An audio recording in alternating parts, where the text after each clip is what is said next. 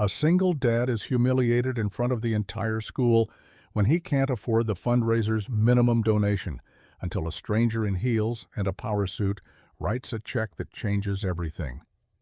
Before we dive in, hit that subscribe button and drop a comment. Where in the world are you watching from? The gym smelled like popcorn and budget cologne. Streamers hung limp in the humidity of too many people packed into too small a space. Jack Collins stood near the back, one hand on Lily's shoulder, the other in his coat pocket, thumb tracing the edge of his last $20 bill, like it might magically multiply. Principal Harmon stepped up to the mic with a grin that hadn't changed since Jack was a student here himself. Let's get those pledges rolling in. Our goal tonight is $10,000 for the new music program. Who wants to start us off? The front row erupted. A dad in a tailored blazer shouted, "1,000 from the Morgan family!" Applause. A mom with a pearl necklace raised her hand. "$750 from us!" More claps, louder this time. It became a contest. The louder the pledge, the brighter the spotlight. Jack glanced down at Lily. Her eyes were wide, fingers twisting the hem of her sweater. She looked up at him like she was asking for something without saying a word. A woman in front of them turned. "What about you two?" she asked, smiling in that way people do when they expect a polite decline. Jack cleared his throat. $20? The mic screeched. Someone coughed. It wasn't loud laughter, but it was enough. A ripple, a few smirks. One boy whispered to his mom, too loudly, "That's not even enough for one drumstick." Lily's cheeks burned. She looked down, her chin trembling. Jack felt it like a punch. He'd thought maybe, just maybe, they could blend in tonight, do their part, be enough. But now he stood under the fluorescent lights, with judgment hanging in the air like smoke. He hated that Lily had to see this, hated that being good wasn't always good enough. And just when he thought it couldn't get worse, a voice echoed from the back of the gym, "I'll cover the rest."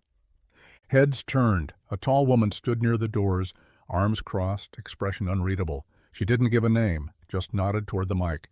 "Put me down for whatever's left." Silence, then gasps, then a murmur. Jack didn't move. Neither did Lily, because sometimes, when the world decides you're invisible, someone walks in and looks straight at you.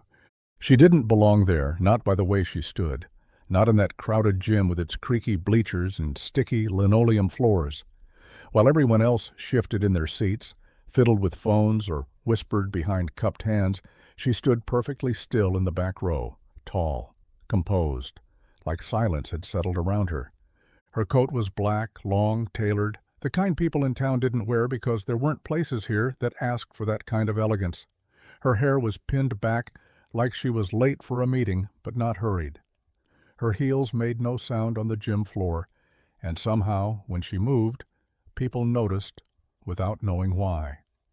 The awkward pause from Jack's donation still hung in the air. A few chuckles had faded, replaced now with the uncomfortable shuffling of people unsure how to transition. Principal Harmon was clearing his throat again, fumbling with the mic as if static would soften the moment. Then her voice came, not loud, not sharp, but somehow it cut through everything. "I'll cover the rest." People turned, necks craning. A dozen eyes widened. Harmon froze. She stepped forward just enough to be seen, but not enough to command. "Whatever amount is left to reach your goal, I'll take care of it. Full donation." There was no offer of a checkbook, no dramatic pause, just a calm certainty that said she was serious. Principal Harmon blinked. Well, that's very generous. Thank you. May I ask your name for the record?" She shook her head once. "Anonymous is fine." The room buzzed. Whispers spread like spilled soda. Parents leaned into each other, murmuring guesses and half-formed theories. Jack just stood there, still holding Lily's shoulder. She looked up at him, then toward the woman, her brows furrowed like she was trying to place her. The woman's eyes met Jack's. Just for a moment. No smile, no nod. But something passed between them, a recognition of a kind neither could name yet. Then she stepped back into the shadows of the gym's edge, like a ghost who'd done her part. And the fundraiser went on, but nobody forgot the woman who didn't clap, didn't boast, didn't flinch, just gave. By Monday morning, the whispers had taken root. At drop-off, they clung to the air like fog. Parents didn't say much to Jack directly, but they looked a little longer, smiled a little tighter, nodded a beat too late. He knew the look. Sympathy dressed up like small talk. One mom in yoga pants murmured something about courage as she passed. Another said brave under her breath like it was a compliment. Jack didn't respond. He just kissed Lily on the head and told her to have a good day. He didn't need their pity, and he sure didn't need their opinions. The town had a way of remembering people by their worst moment. A late mortgage, a car that broke down in the supermarket lot, a fundraiser you couldn't afford. Everyone smiled in public, but Jack had lived here long enough to know how fast silence could become judgment. At the garage, he buried himself in work. Oil changes, a rusted-out minivan that needed a new transmission, anything that kept his hands too busy to think. He didn't want to replay that night, didn't want to hear the echo of Lily's voice gone quiet beside him. He just wanted it to fade.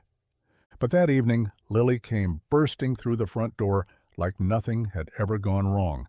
"Dad, guess what?" she said, peeling off her jacket and nearly tripping over her boots. Jack looked up from the stove. "What's that, kiddo?" "There's a new girl in class. Her name's Ellie. She's really cool. She brought apples and helped Miss Garrett carry the books." He smiled, relieved by her energy. "That's nice. Did you eat all your lunch?" "And her mom came after school to help clean up the gym," Lily added, pausing just long enough to glance at him. "She's really pretty, wears black boots like the ones in the movies." Jack's stirring hand paused. "She didn't say much," Lily continued, "but she helped with the chairs and picked up all the glitter that got everywhere. Miss Garrett said she was a quiet helper." Jack didn't reply. He just stared at the pot of boiling pasta. Because somewhere in the back of his mind he knew. Glitter, black boots, quiet helper. The woman in the back row hadn't disappeared. She'd just stepped closer. The morning came dressed in pale sunlight and leftover frost, the kind that clung stubbornly to windshields and made everything feel slower than it should be. Jack rubbed his hands together, the breath from his lungs clouding the air as he waited in the drop-off line. Lily sat in the passenger seat, legs swinging, her backpack hugged tight to her chest. "Do you think Ellie'll be at school early again?" she asked, excitement tucked into her voice like a secret. "Maybe," Jack said, eyes scanning the sidewalk. "Guess you'll find out in a minute." The line inched forward. Kids spilled from cars like ants, backpacks bouncing, jackets half-zipped. The usual chaos of elementary school mornings, loud, messy, alive. But then he saw it. Parked across the street was a vehicle that didn't belong. Not here, not among the weathered sedans and rusted-out SUVs of Willow Creek.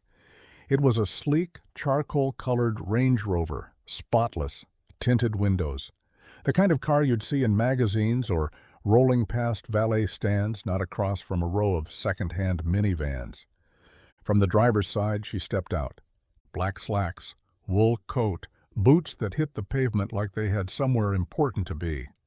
Her dark hair was tucked into a low, deliberate bun, and even in the early morning haze, she looked like someone who didn't run late or forget permission slips. She wasn't doing anything, just watching. Calm, still.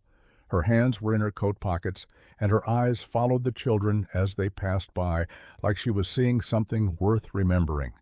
Jack's gaze lingered. It wasn't the car. It wasn't the way she stood, regale, without trying. It was the unmistakable feeling that she had been here before, that she had watched him before. She caught his eyes just for a moment. No wave, no smile, just a glance, measured, quiet, certain. Then she looked away, stepped back into her car, and the Range Rover rolled forward like it had never stopped. Lily jumped out of the truck, waving. "Bye, Dad." Jack waved back, but his eyes stayed on the street. Because some people enter quietly and somehow still take up all the space. By the end of the week, Lily wouldn't stop talking about Ellie. She draws dragons that look real, like with shadows and everything, she said at dinner, her fork hovering above her mac and cheese. And she knows how to play chess, like actual chess, not the kind where I make up rules. Jack chuckled, reaching for the salt. Sounds like she's got some skills. She brought edamame in her lunch today, Lily added, eyes wide like it was a mythical food. And these little carrot sticks shaped like stars. I asked where she got them, and she said her chef makes her lunch. Jack paused mid-chew. Her chef? Lily nodded. Yeah, and she had these sparkly shoes with red bottoms. Everyone said they're really expensive. I asked her what brand they were, and she said something like, Louboutin? Jack coughed into his napkin. Louboutin? Yeah, that. Lily didn't seem fazed. But she's not snooty or anything. She shared her cookies, and she let me use her special markers even though they came from Italy. Jack smiled, but there was a tug at the corner of his chest. Not jealousy, not even discomfort, just something soft and uncertain, like watching your kid walk toward a world you've never stepped into yourself. He knew what rich looked like from the outside, fancy cars, private schools, vacation homes, but Ellie didn't come off that way, not through Lily's stories. She sounded curious, kind, down to earth in a way that didn't match her diamond-studded backpack. Still, Jack couldn't help wondering what a kid like Ellie was doing in a town like theirs. Later that night, as he folded laundry, he found a crumpled drawing in Lily's jacket pocket. 2 girls holding hands, one with freckles, the other with a tiara, and those unmistakable red bottom shoes. He smiled at the title scrawled across the top in purple marker, Me and Ellie, Best Friends. And below it, in tinier writing, she says, I'm magic too. Jack folded the drawing gently, tucked it into a drawer with the important stuff, report cards, birthday cards, and now apparently the first piece of proof that Lily had found someone who saw her exactly as she was. They were walking home from the corner store when Lily brought it up, just dropped it into the conversation like it was nothing. Ellie's mom helped us paint the reading wall today. Jack glanced down at her, shifting the grocery bag to his other hand. She did? Yeah, she wore jeans. Real ones. Not the ones that look like jeans but are secretly stretchy. He smirked. That's oddly specific. Well, it matters, Lily said seriously, because all the other moms wear heels and whisper a lot. But Ellie's mom rolled up her sleeves and got paint on her elbow. She didn't even care. Jack let that settle. For some reason, it didn't match the image he had in his head of the woman in the black coat, the woman who stared down an entire fundraiser with a single sentence and disappeared into tinted windows like a ghost. She also brought snacks, Lily added, but like the cool kind, not store stuff. She made muffins with hidden vegetables, but they tasted like chocolate. Even Mason liked them, and he thinks ketchup is spicy. Jack laughed under his breath. Sounds like she's got magic powers. She's different, Lily said, kicking a pebble down the sidewalk. Not like the other moms. She listens. When I was telling Ellie about my favorite book, her mom actually sat down on the rug and asked me to show her the pictures. Jack stopped short. That did it. The woman who gave a silent donation big enough to carry a school fundraiser, the woman with luxury boots and a Range Rover, and now, kneeling on a classroom carpet, looking at picture books with his daughter? Does Ellie talk about her mom a lot, Beth? He asked, trying to sound casual. Sometimes, Lily said. She says her mom used to be really busy and far away, but now she's trying to be present. Jack nodded slowly. He didn't say what he was thinking, that the woman who barely spoke in public had somehow become a regular presence in Lily's day. And it wasn't just the money or the muffins. It was the jeans, the paint, the way she listened. And for the first time in a long time, Jack found himself curious about someone, not because of what they had, but because of how they showed up. It was one of those mornings where everything felt a little off. The coffee machine sputtered, the wrench Jack needed had vanished, and the heater in the office was wheezing like it had the flu. He was halfway through changing the oil on a beat-up Honda when he heard the bell above the front door chime. A soft, brief sound, then nothing. Jack wiped his hands on a rag and stepped into the front office. No one was there, just a white envelope, sitting on the counter like it had placed itself. No stamp, no address, just his name, written in neat, confident handwriting. He glanced out the window, nothing but the usual rusted pickups and faded signage across the street. Whoever left it was already gone. Back inside, he sat at the desk and peeled the envelope open, cautious like it might bite. Inside was a crisp sheet of paper, thick, elegant stock, the kind people use for weddings or secrets. Jack unfolded it slowly. It read, "Mr. Collins, I heard about the school trip coming up. I know sometimes good kids miss out on good things for reasons that aren't fair. This time, let her go. It's covered. Signed, a fellow parent who believes in your girl." That was it. No signature, no return address, just that. Jack stared at it for a long time, not because he didn't understand, he did, perfectly, but because no one had ever stepped in like that before, quiet, direct, unasked. His first instinct was resistance. Pride flared in his chest like a reflex. He didn't want handouts, didn't want to feel like someone else saw them as charity. But then he thought about Lily's face when she came home with the permission slip, the way her eyes had dimmed a little when she asked, "It's okay if I don't go, right? We can do something fun here instead." He ran a hand through his hair and leaned back in the chair, the letter resting gently on the desk in front of him. Whoever this fellow parent was, they hadn't just sent money. They'd sent belief. And in a world that too often measured worth by wallets, someone had seen his daughter and thought she deserved the whole sky. The rain hit the pavement like it held a grudge, heavy, relentless, the kind that turned streets into rivers and made the town feel smaller, quieter. Jack was closing up the garage, pulling the chain on the bay door, when he saw the headlights flicker through the downpour. At first he figured someone was just pulling over for directions. People got lost around here all the time. But then the lights blinked once, then again, slower this time, like a call for help. Jack sighed, grabbed his coat, and stepped out into the storm. Water soaked his boots before he even hit the curb. The sleek silhouette of the car came into view, low to the ground, paint gleaming under the street lamp like ink. European, expensive, definitely not from around here. He tapped lightly on the window. It rolled down just enough for him to see her, and in an instant the night turned strange. It was her, the woman from the back of the gym, the anonymous donor, the ghost who made the fundraiser stop and breathe. She looked different now. Her hair was damp, tendrils clinging to her cheek.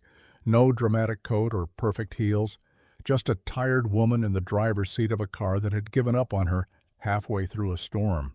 "I think it just died," she said, voice calm but frustrated. "Battery, maybe. I wasn't far from home." Jack nodded, keeping his expression even. "Pop the hood. I'll take a look." She didn't argue, just reached for the lever and stepped out with him, holding a hand over her head like it might shield her from the downpour.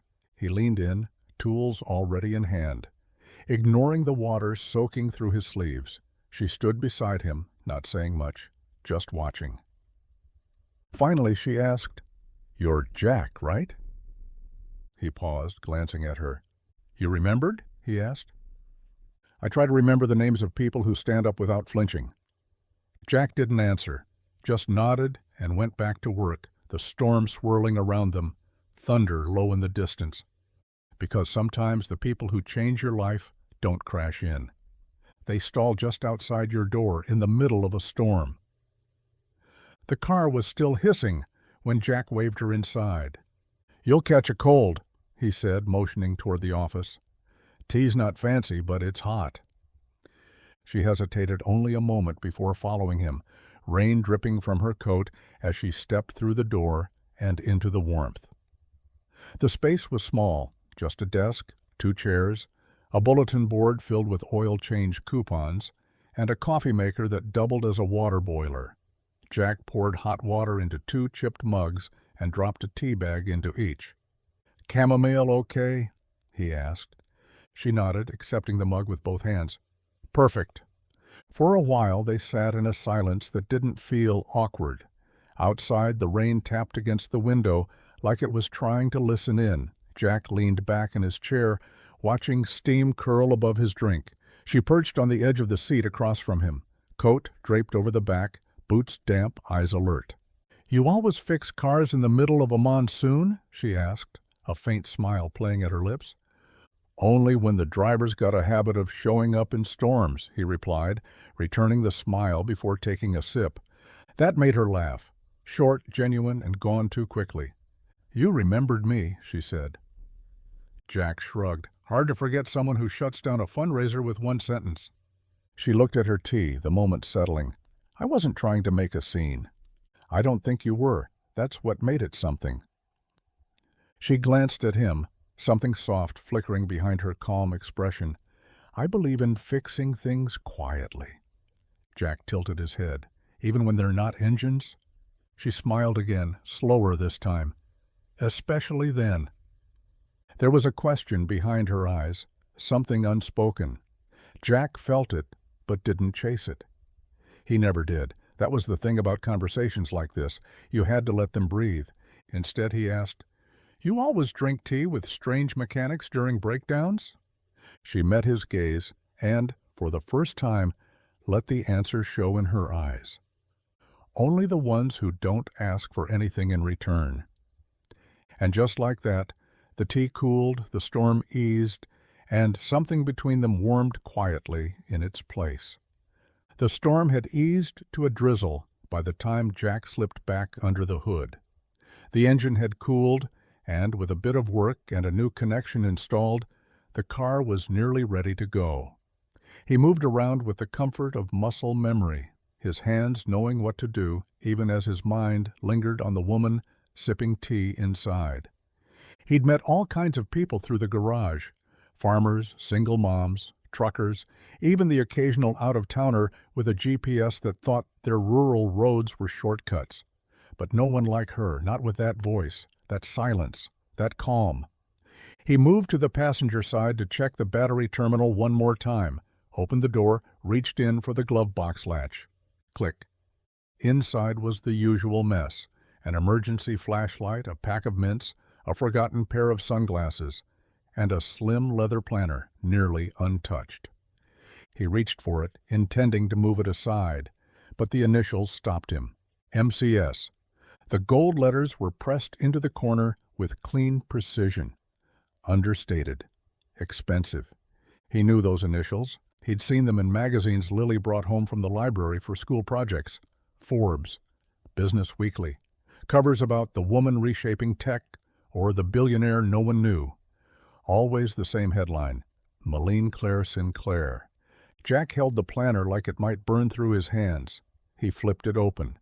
Inside were neatly scribbled notes, conference calls, foundation meetings, a speaking event in D.C., and on one page a list with just 2 lines. 1. Pick Ellie up early, too. Remember what matters. His heart thudded. Back inside the office, she was still seated, eyes on the window, like she was watching the rain dream. Jack walked in quietly, set the planner on the counter beside her mug. "You dropped this." She didn't flinch, didn't try to explain, just looked at it, then at him. "So you know," she said softly. He nodded. "I do now." Silence stretched, not heavy but full. She stood, slipping the planner into her coat pocket. "I wasn't trying to hide, just trying to see what life looked like without a spotlight." Jack looked at her, this woman who fixed things quietly, who helped without needing credit, who sat in classrooms and painted walls. "Turns out," he said, "you're a better mystery than most people's truth." And for the first time, Maline Sinclair smiled without guard. The next morning broke crisp and clear, the kind of autumn day that felt like a deep breath after too much noise. The storm had scrubbed the sky clean, and the early sun stretched gold over the rooftops as Jack rolled open the garage door. He was halfway through unlocking the front office when he saw the car. Same sleek silhouette, same quiet hum, parked neatly at the curb, like it belonged there. But this time, it didn't pull away. The door opened and she stepped out. No heels today, just worn boots and jeans, hair down, swept behind her ears. She looked different without the storm, more real, less untouchable. In her hands, a white paper bag and a cardboard drink tray. Jack raised an eyebrow. Let me guess. Broken wiper blades this time? Malene smiled, walking toward him. No car trouble today. Thought I'd come by before the school rush. She held out the bag. For Lily, blueberry muffins. Organic, of course. Ellie insisted. Jack took it, surprised at how warm it still was. You didn't have to. I know, she said, but I wanted to. There was a pause, not awkward, just unsure, like neither of them knew what this was supposed to be. Then she asked, almost shyly, Want to grab coffee sometime? Jack blinked. She shrugged a little, adjusting her grip on the tray. Not charity, not business, just coffee, with someone who makes really bad jokes and fixes engines better than most CEOs fix companies. He smirked. You're not wrong about the jokes. So that's a yes? Jack glanced inside the garage. The day hadn't started yet. The office smelled like old paper and coolant, and outside stood a woman who could buy half the state, but was offering something far more valuable: time, intention, curiosity. He nodded. Yeah, coffee sounds good. Malene's smile widened, relaxed, unguarded. She handed him the drink tray. I already brought the first round. And just like that, she turned back toward her car. No speech, no flair, just the quiet rhythm of something beginning, too real to name out loud. The diner was nothing special. Cracked vinyl booths, syrup bottles stuck to the table, and a jukebox in the corner that hadn't worked properly since the late 90s.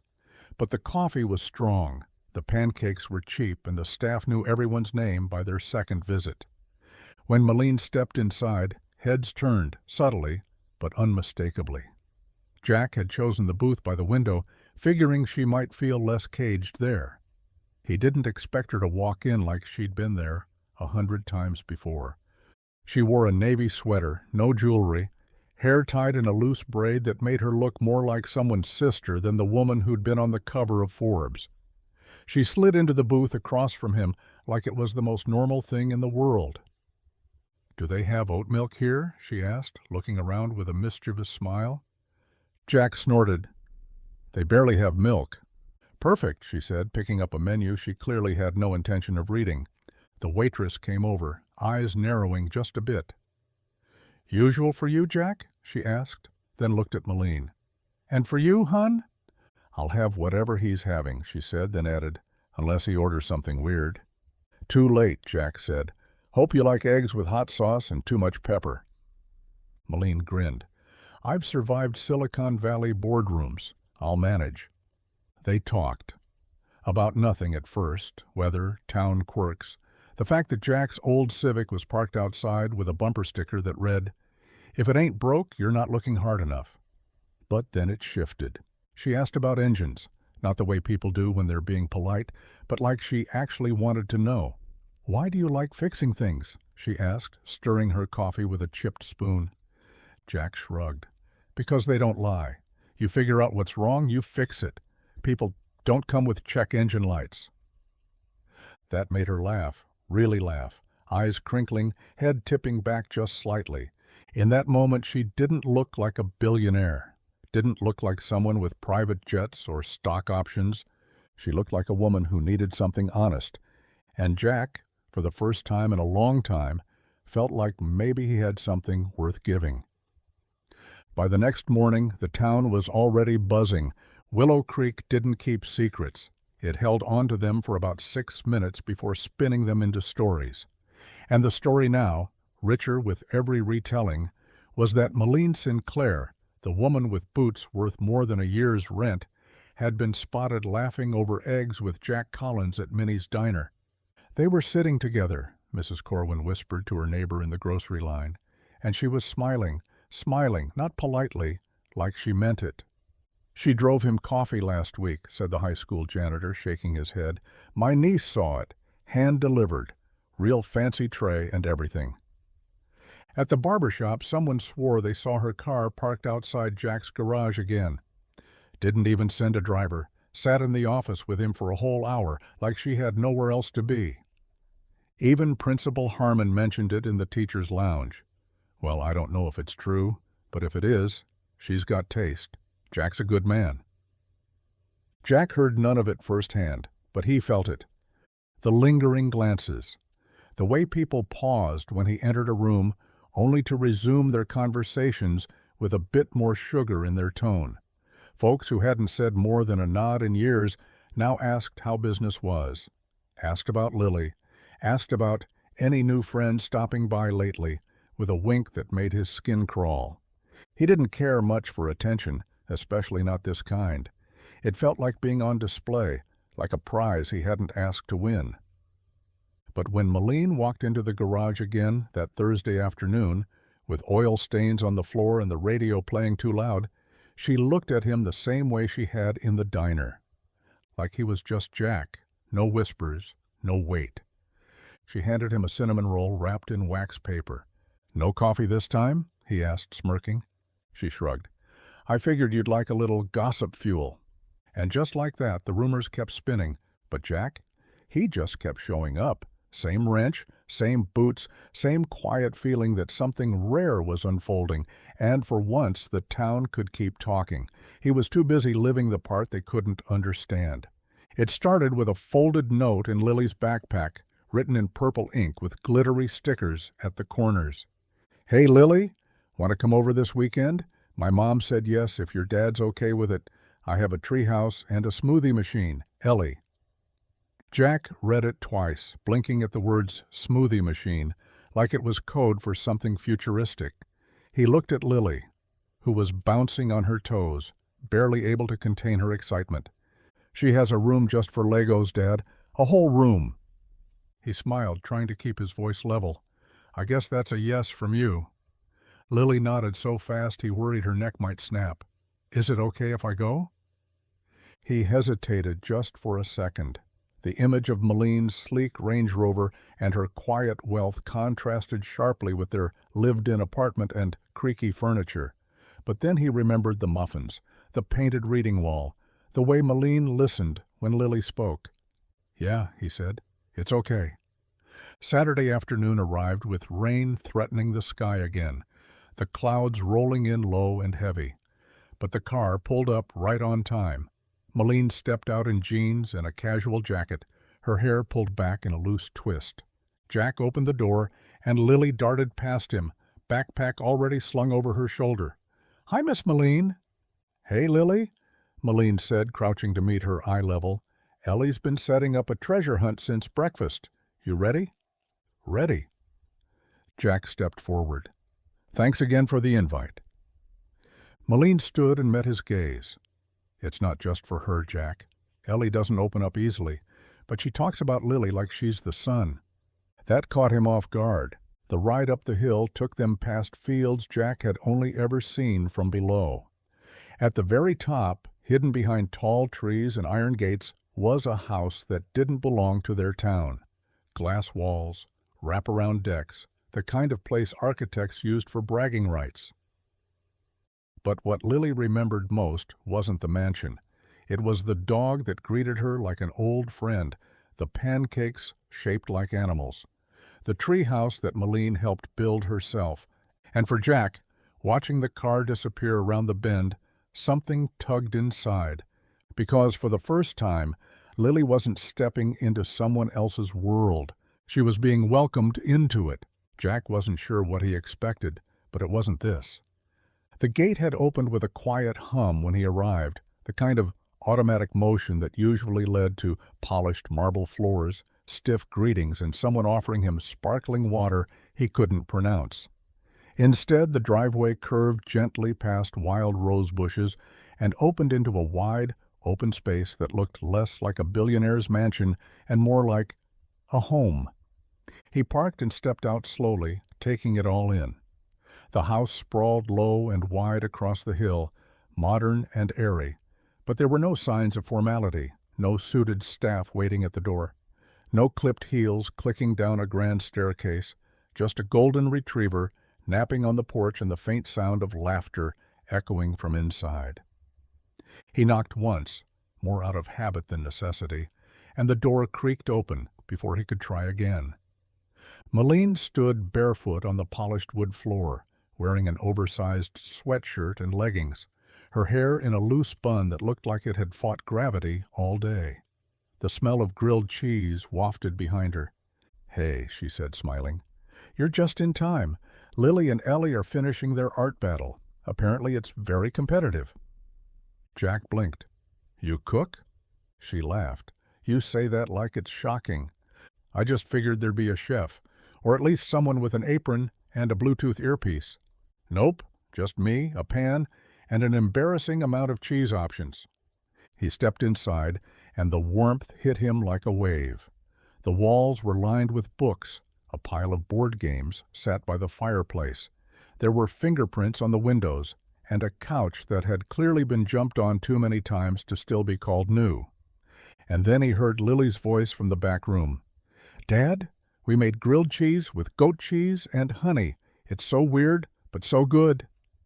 Jack followed the sound, still trying to adjust to the feeling that nothing here was curated, nothing staged. Just Malene Sinclair, billionaire tech mogul, barefoot in her kitchen, flipping sandwiches with a spatula and humming along to the radio. He looked at her, then the house, then back again. "You ever get tired of surprising me?" She smirked without looking up. "Not yet." And somehow, that felt more real than any spotlight ever could. It was late by the time the girls finally crashed. Ellie curled up in a nest of pillows, Lily half asleep with a sketchbook still resting on her chest. Jack had offered to take her home hours ago, but Malene had just waved a hand and said, "They're building something important. Let them finish." Now the house was quiet, lit by warm lamplight and the soft flicker of a dying fire. Jack sat on the back deck with a mug of something hot he couldn't quite name, the stars stretched wide above them like a sky too big to waste. Malene joined him barefoot again, wrapping a throw blanket around her shoulders. For a long time they didn't say much, just listened to the wind move through the trees and the occasional creak of the house settling. Then, without turning to him, she asked it, "What would you do if money wasn't a problem?" Jack chuckled, low and reflexive. "Buy a truck that doesn't rattle when it hits 45. She smiled but didn't let him off the hook. "I'm serious." He looked down at his mug, steam curling against the cool air. "I don't know," he said. "I've never thought about it." "You've never let yourself think about it," she corrected gently. He sighed, leaned back in the chair. "When Lily's mom passed, the only dream I had was keeping the lights on, fixing one car to pay for groceries, fixing another to pay rent. That became the dream, survive the week." Malene didn't interrupt. She just waited. Jack shook his head slowly. "I used to want to build something, a place where kids who didn't want college but knew how to work with their hands could come and learn. A garage, sure, but more than that, a chance." She turned to face him now, eyes soft. "That's not a small dream, Jack." "No," he said. "It's just always felt like someone else's." They sat there, the silence full of something unspoken. Respect, maybe, or understanding, or both. Because in a world that measured success in zeros and headlines, Jack had never been asked what he'd do if he didn't have to fight for every inch. And now, finally, someone had. The envelope was too elegant for anything casual. Heavy paper, deep navy with silver lettering, his name printed in a font so sharp it could cut glass. Jack found it in his mailbox, wedged between a grocery flyer and a bill marked "Final Notice." No return address, just the same initials embossed at the seal, MCS. Inside, a card with perfectly spaced lines. "You're invited to the Sinclair Foundation Gala. Guest of Malene Sinclair. Formal attire required. Friday, 7:00 p.m., Carlton House." Jack stared at it like it might rewrite itself if he waited long enough. That night, he left it on the counter while he made dinner. Lily spotted it before he could even pretend it didn't matter. Her eyes widened. A gala? It's just a work thing, he said too fast. A fancy work thing, she said, picking up the card like it was glowing. Did Miss Moline really invite you? Jack nodded, setting down a pot of boiling pasta. Looks like it. You're going, right? He hesitated. Lily, I don't have a suit. I don't have the shoes. I don't even know which fork to use at those things. Lily crossed her arms in that way she did when she was absolutely, positively not budging. You fixed her car in the rain and gave her chamomile tea in a mug with a chip in it. I think you can handle a few forks. Jack tried to hold back the smile, but it broke through anyway. Besides, she added, climbing onto a kitchen stool, you're smart, kind, and handsome. That's better than any tux. He gave her a look. Where'd you get that line? Ellie's mom, she said, grinning. Jack chuckled, shaking his head. Of course she said that. But later that night, while Lily slept, Jack dug an old garment bag out of the back of his closet. It held a suit he hadn't worn since a cousin's wedding 5 years ago. The pants still fit. Mostly. The jacket needed pressing. The shoes, well, they weren't shined, but they had laces. He looked in the mirror and didn't see a mechanic or a widower or a man surviving week to week. He saw someone Moline Sinclair thought was worth standing beside, and for once he didn't argue with her. The Carlton house glittered like something from another world. Golden chandeliers hung like upside-down constellations, and the walls shimmered with soft candlelight that probably cost more than his month's rent. Jack stood just inside the grand ballroom, tugging at his collar for the third time in 5 minutes, trying to pretend he wasn't already sweating through his shirt. The suit fit, barely. The shoes pinched, and everyone around him looked like they belonged in magazines. Women in gowns that flowed like rivers, men with pocket squares folded to military precision, champagne flutes balanced effortlessly in hands that had never changed a tire. Jack felt like a grease stain in the middle of a crystal display. He spotted her across the room before she saw him. Moline, radiant in a navy dress that caught the light when she moved, laughing softly with some exec in a tux who looked like he brushed his teeth with stock tips. Then she looked up, and everything shifted. She smiled, not the kind you save for cameras or investors, the real one, the one that said, "There you are." Jack exhaled. She walked over her steps easy, as if she'd just come down the steps of his garage and not into a room full of billionaires. "I was starting to think you'd changed your mind," she said. "I almost did," he admitted. "But then Lily told me I was smart, kind, and handsome. Hard to argue with that." Moline laughed, slipping her arm through his. They made their way through clusters of guests. Jack nodded politely, sipped from a glass he didn't ask for, and tried not to trip on the rug. People asked him questions with polite interest but vacant eyes. "What firm are you with? Are you in development? Tech or media?" "No," he said more than once. "I fix cars." Raised brows, awkward smiles. Then came the man with the expensive cufflinks and an air of practiced condescension. "And what do you do exactly?" Jack didn't flinch. "I fix what people give up on." The words hung there, crisp and deliberate. Moline turned her head slightly toward him, and he saw it, that quiet pride in her eyes. And for the first time all night, Jack didn't feel out of place. He just felt seen. It started with a ping. Jack was elbow-deep in the undercarriage of a pickup the next morning when his phone buzzed once, then again, then in a stuttering stream like it had caught a virus, made entirely of chaos. He wiped his hands, tugged off his gloves, and checked the screen. Text from Lily's teacher. "Mr. Collins, is this you in this article?" A message from an old friend he hadn't heard from in years. "Bro, you clean up nice. Who is she?" He clicked the link. Moline Sinclair's new mystery man? The headline was bold, shameless, and floating above a photo that nearly made him drop his phone. There he was, standing beside Moline at the gala, mid-laugh, hand resting awkwardly on the back of her chair. She looked effortlessly elegant. He looked like a deer that had just been offered caviar. Jack's jaw tightened. By noon it was everywhere: gossip sites, business blogs, even a local station's social media feed. The captions varied, but the tone was the same. Who is he? Where did she find him? What's the story behind the mechanic with the billionaire? At first he tried to ignore it, but by the time a customer asked if he offered celebrity tune-ups now, Jack had had enough. He stormed into the break room and pulled out his phone. One tap, then another. He didn't even hesitate before calling her. She picked up on the second ring. "Hey, Jack." "Did you know this would happen?" Her voice was calm. "I figured there might be some attention, yes." "You could have warned me," he snapped. "I've got people asking me if I'm your bodyguard, your charity case, your project." "Oh, you're none of those things," she said gently. "Doesn't seem to matter," he muttered. "Everyone's already written the headline." There was a pause on her end. Then, steady as ever, she said, "Jack, you stood next to me. That's all. You didn't ask for anything. You didn't pose. You just were.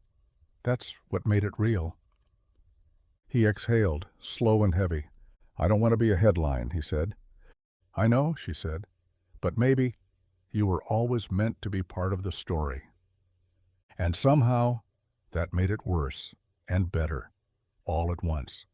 The sun had dipped below the hills, casting long shadows across Maline's driveway by the time Jack pulled up.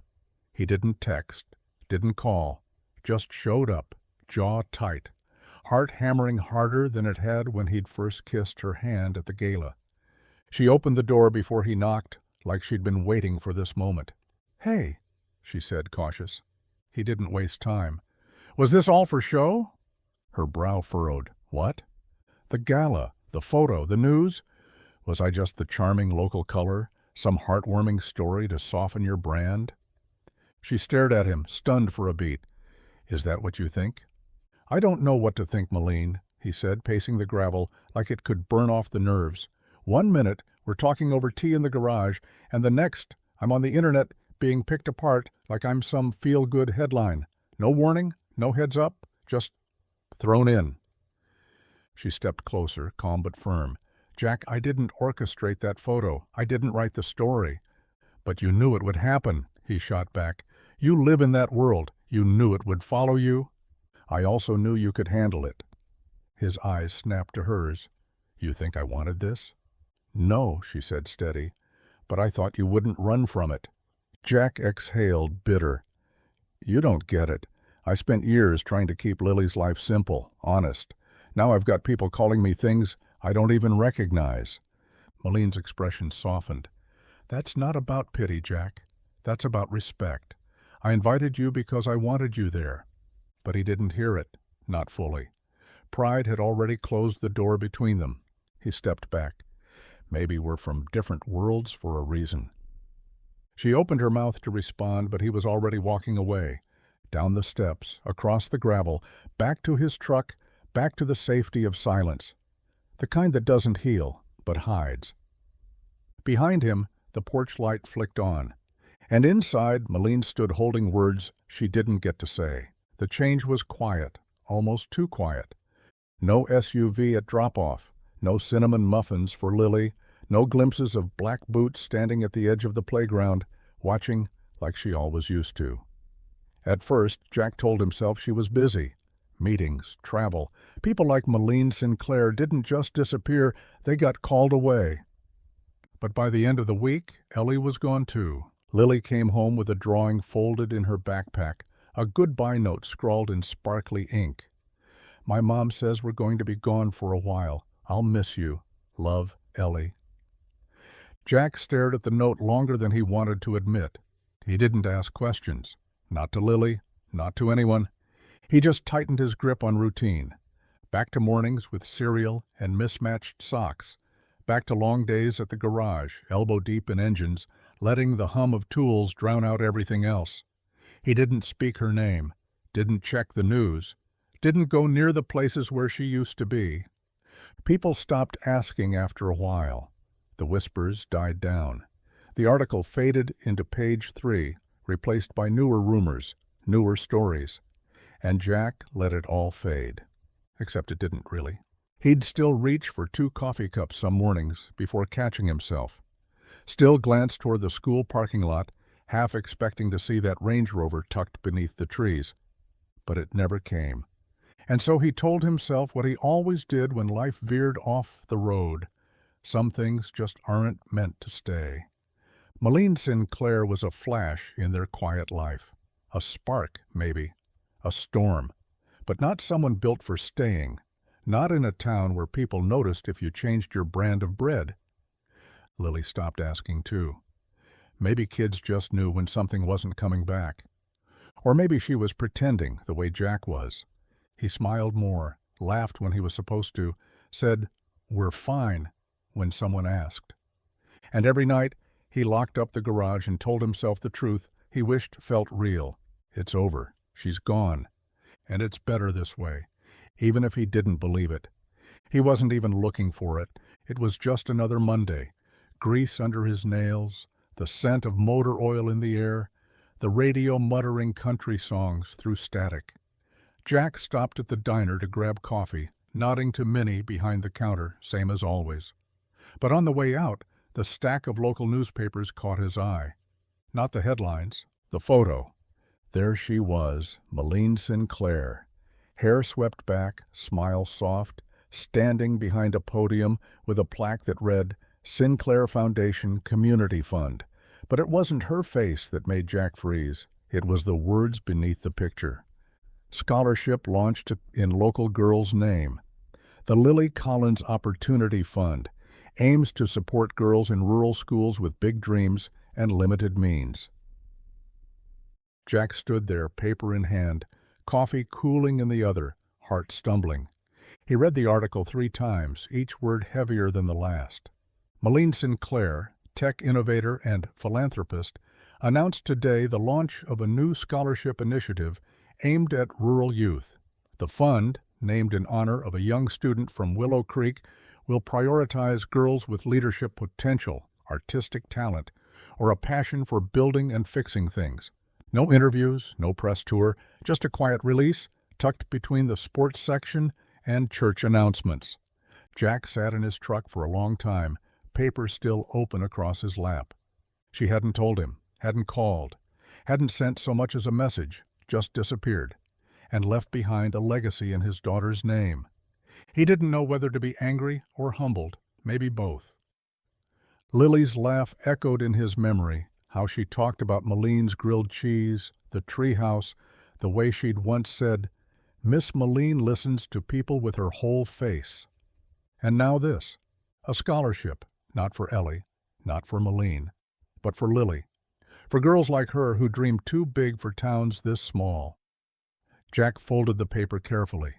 No anger left, just something raw, something that felt like hope, dressed in someone else's handwriting.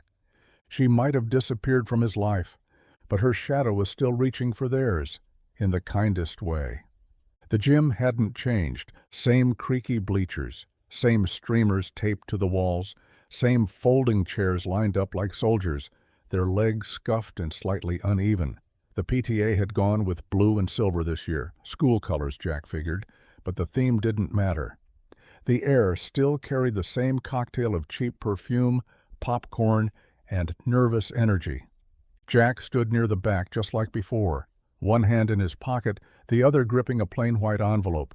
Inside was $50, his best for the month. Nothing fancy, nothing headline-worthy.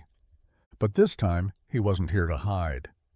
Principal Harmon tapped the mic again, still awkward, still trying to fill the room with his booming optimism. Let's kick off this year's fundraiser with open hearts and open hands. Every dollar helps our kids grow. People began calling out numbers. A few parents pledged $500. Some of the bigger names threw out 4 figures, smiling as their names echoed across the room. Applause followed, polite and predictable. Jack stepped forward. He didn't raise his hand high, just enough to be seen. 50, he said. The room stilled for a breath, enough to notice, enough to remember last year. But this time there was no uncomfortable cough, no whispers, no smirks.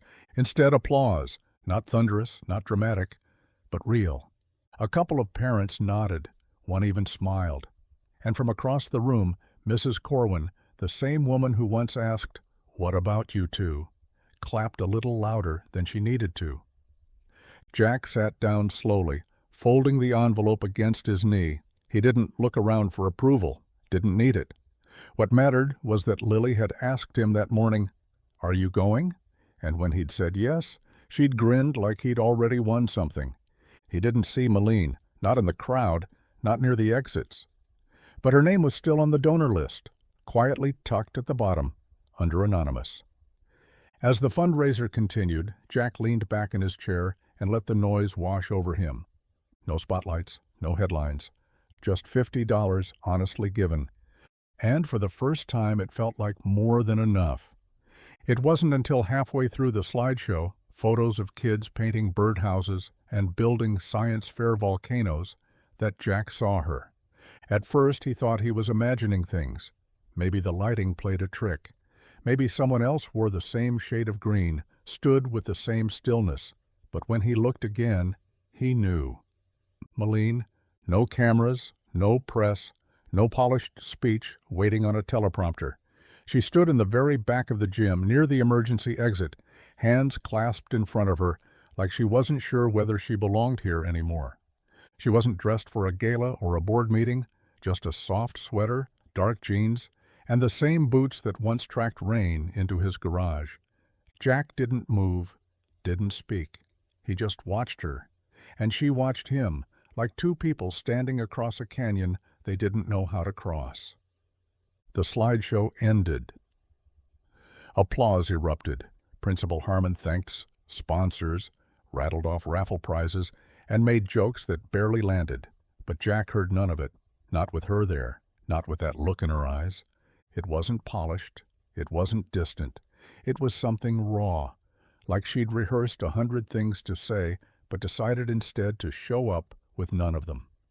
Their eyes met again. No smile, no wave. But something passed between them, quiet, heavy, unfinished. Jack turned back to face the stage, unsure what to do with the knot in his chest, but knowing one thing for certain, she hadn't stayed gone. And whatever reason had pulled her away, something else had brought her back. The chairs scraped against the floor as people shuffled out, murmuring their goodbyes and wrangling kids high on sugar cookies and excitement. Jack stayed seated until the last of the crowd filtered through the double doors, the echoes of laughter and closing conversations fading into the cool night. When he finally stood, the gym was nearly empty. Nearly. Malene was still there, leaning against the far wall beneath a banner that read, "Together we grow." Her arms were folded, but not tightly. Her posture held no defense, just patience. Jack walked toward her slowly, each step louder than it should have been, in the hush that followed the crowd. They stood in silence for a long moment. "I didn't think I'd see you again," he said. "I wasn't sure I'd come," she replied. "But then Ellie asked if Lily still had the scarf she made her. She said she misses her. I figured maybe we both did." Jack nodded. "She kept that scarf, wore it even when it got too warm, said it made her feel brave." Malene looked down, then back at him. "I never meant to disappear." "I know," he said, "but you did." She didn't flinch. "I thought I was protecting you. From attention, from headlines, from being dragged into a life you never asked for." Jack studied her. "You don't get to decide what I can handle." "I know," she whispered. "That was my mistake." They were quiet again, the gym humming gently from a vent overhead. "You know what Lily said to me after that gala photo went viral?" Jack asked, voice low. "She said, you looked happy, like you forgot to be careful." Malene's eyes shimmered, but she held his gaze. "I was happy," he said. "But I was also scared, because for the first time I felt like I mattered. And I didn't know if it was because of who I was or because of who you were." She stepped closer. "It was always because of who you were, Jack. You didn't need a spotlight. You became one." He exhaled, everything inside him loosening all at once. In that wide, empty gym, where they had once stood worlds apart, there was no wealth, no headlines, no difference. Just two people stitched together by silence, regret, and the unmistakable truth of being seen. And this time, neither of them looked away. The night had settled heavy and quiet, the kind that feels softer after a storm has finally passed. The school's parking lot was mostly empty now, just a few stray candy wrappers caught in the breeze and the hum of old street lamps flickering overhead. One buzzed, then blinked out for a second before sputtering back to life. Jack walked Malene to her car, even though she didn't ask him to, even though she didn't need him to, but she didn't stop him either. They didn't say much. Not after the gym, not after the kind of conversation that leaves your heart a little raw and your guard a little down. When they reached her SUV, she turned to face him. Her arms weren't crossed anymore. Her shoulders weren't high with tension. She just stood there, looking at him like she was seeing something familiar for the first time again.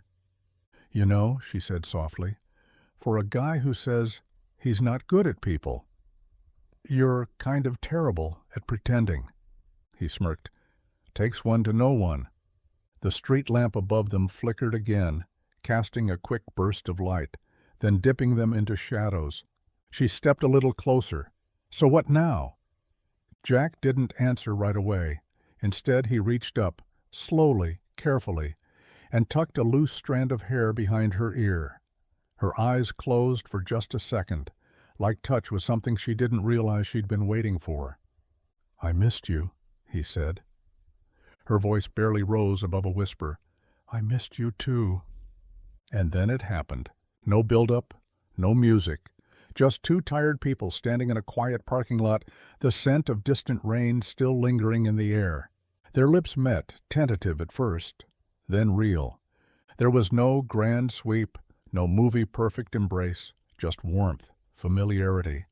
The quiet sigh of two hearts finally catching up to what they'd known for a long time. When they pulled apart, neither of them spoke.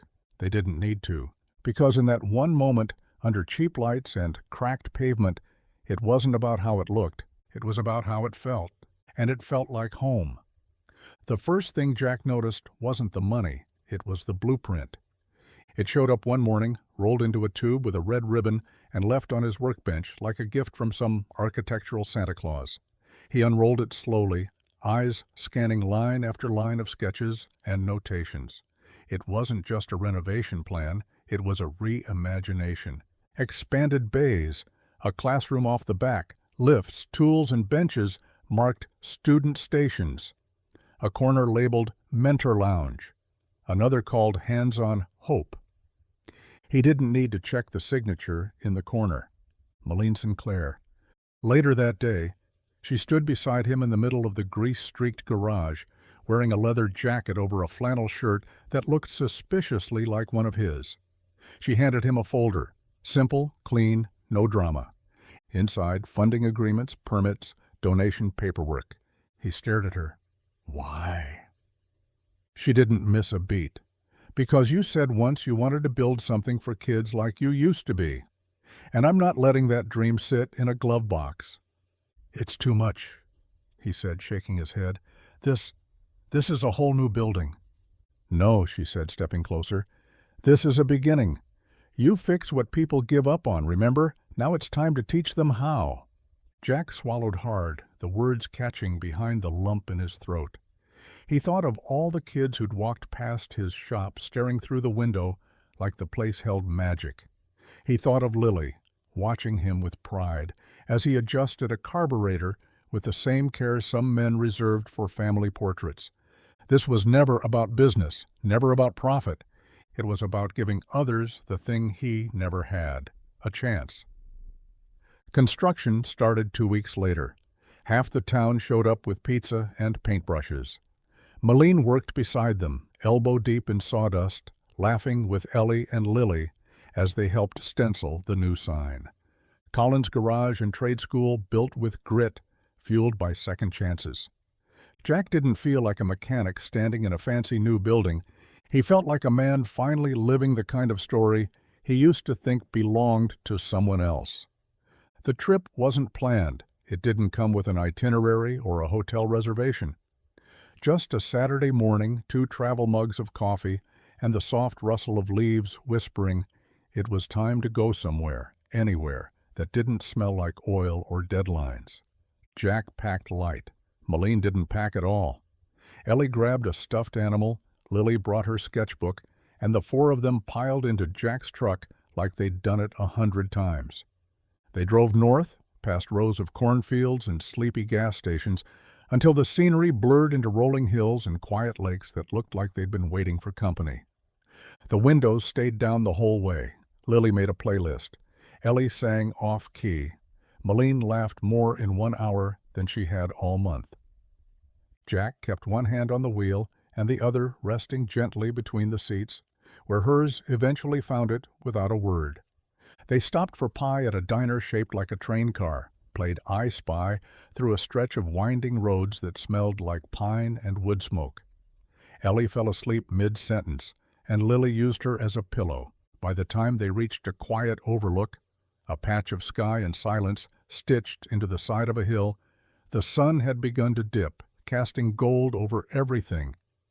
Jack turned off the engine. The world held still. The girls tumbled out and ran toward a wooden fence that framed the valley. Malene stayed seated for a moment longer, staring out the windshield like she didn't want to break the spell. Then she said it, softly, simply. "This feels like life."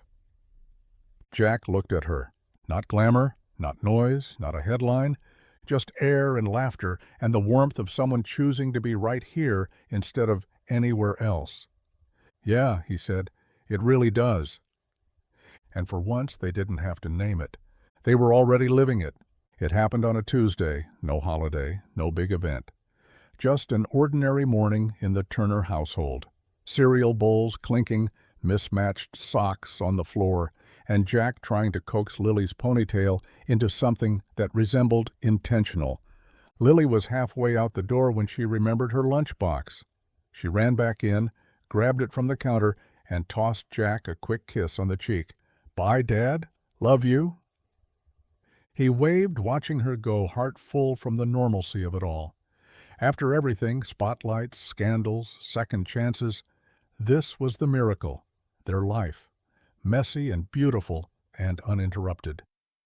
That afternoon, when he picked her up from school, Lily climbed into the truck, beaming. "Miss Malene packed my lunch today," she said, swinging her legs. Jack raised an eyebrow. "She did?" "Yep, peanut butter and banana. She even cut it into hearts. And there was a note." She pulled a crumpled piece of paper from her jacket pocket, smoothing it out before handing it over. Jack unfolded it slowly.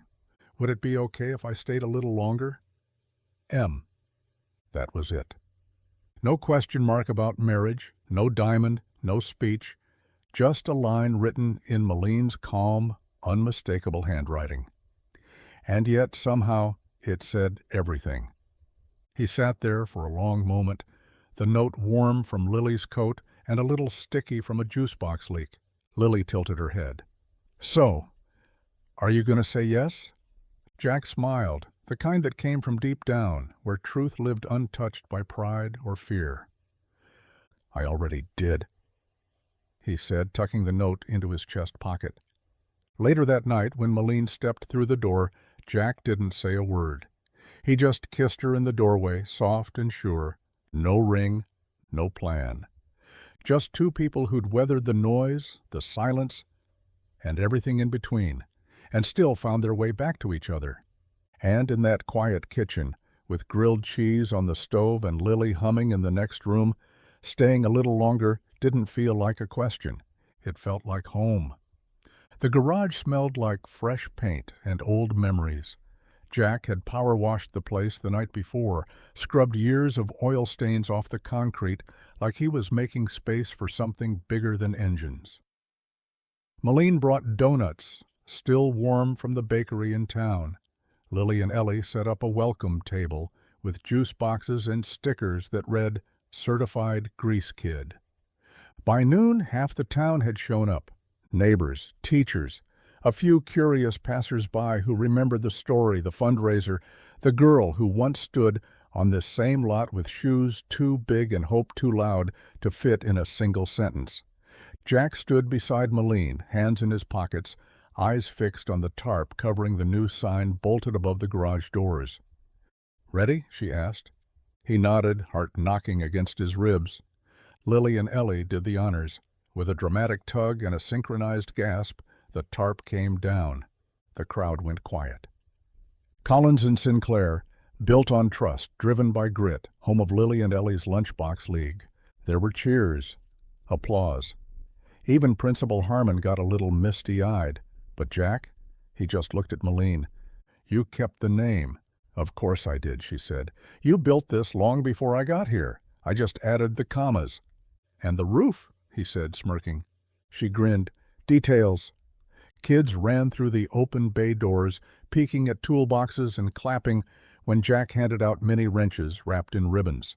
The Lunchbox League, Lily and Ellie's brilliant idea, had its own table now, a donation jar beside it labeled Snacks and Second Chances. Jack looked around, at the shop that no longer felt too small, at the town that had started to understand, at the woman who'd stayed, not to change him, but to stand beside him. And above it all, the sign gleamed. Not a brand, a promise. That even the smallest garage can hold something big, like a future, like a family, like a dream finally coming true, with grease on its hands and a name that meant something. The nomination came scribbled in pencil on the back of a flyer for the school book fair. Jack thought it was a joke at first, something the kids cooked up as part of some inside joke in Lily's class. But then Principal Harmon called to confirm acceptance and said with a chuckle, "Looks like you've been drafted, Mr. Collins. The PTA chair, no less." Jack nearly dropped the wrench in his hand. Him? The guy who once got side-eyed for bringing store-brand juice to field day? The man people whispered about when he couldn't afford last year's pledge? But when he showed up to the meeting that Thursday night, still in his work boots, grease under his nails, no one blinked. In fact, they made room. He didn't come with charts or buzzwords. He came with a clipboard, a genuine smile, and the one thing everyone had learned to trust, follow through.